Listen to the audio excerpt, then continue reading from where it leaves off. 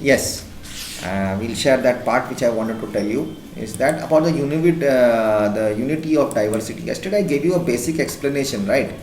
Uh,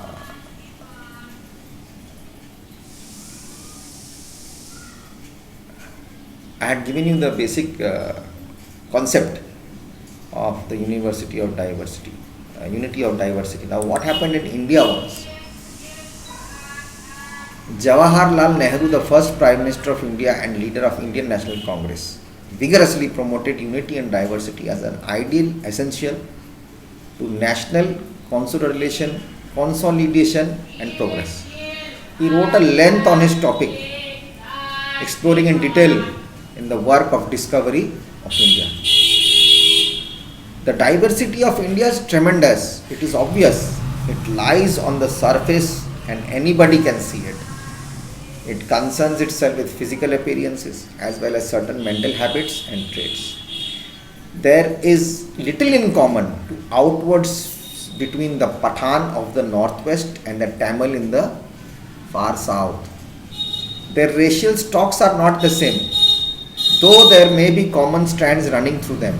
Yet, with all these differences, there is no mistaking the impress of India on the Pathan, as this is above obvious on the Tamil. The Pathan and the Tamil are two extreme examples. The others lie somewhere in between. All of them have their distinctive features. All of them have more the distinguishing mark of India. The variety and the unity of India from it was written in 1946. Though outwardly there was diversity and infinite variety among our people, everywhere there was this tremendous impress of oneness which had held us all together for ages past. Whatever political fate or misfortune has had befallen us, we are today one together. Okay, so this is what I wanted to tell you. So this is all about what to say, my part of unity in diversity. That's what I wanted to tell you.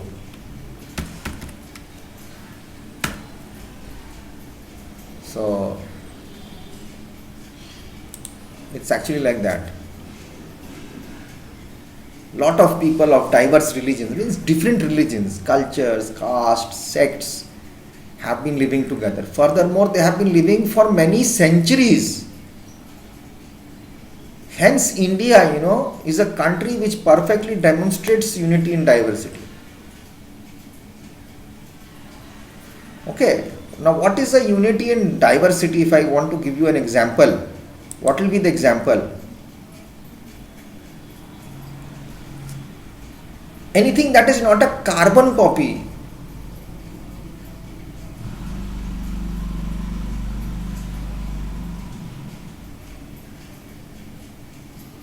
A social animal, including humans, is not a carbon copy, it's not the same, but different copies working together is called diversity. Now, who actually tried to say this? The word unity and diversity.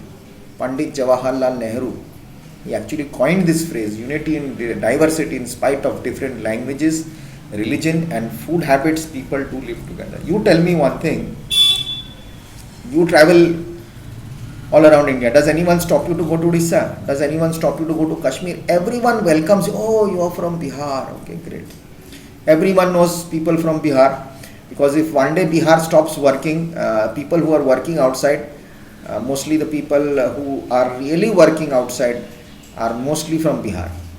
And if in Mumbai, if Bihar stops, everything stops. In Bengal, if Bihar stops, everything stops, right? Most of the transporting system, most of the labor system, most of the logistic systems, everyone is involved. People from Bihar have gone out and have been working and have made a colonial type thing where they work.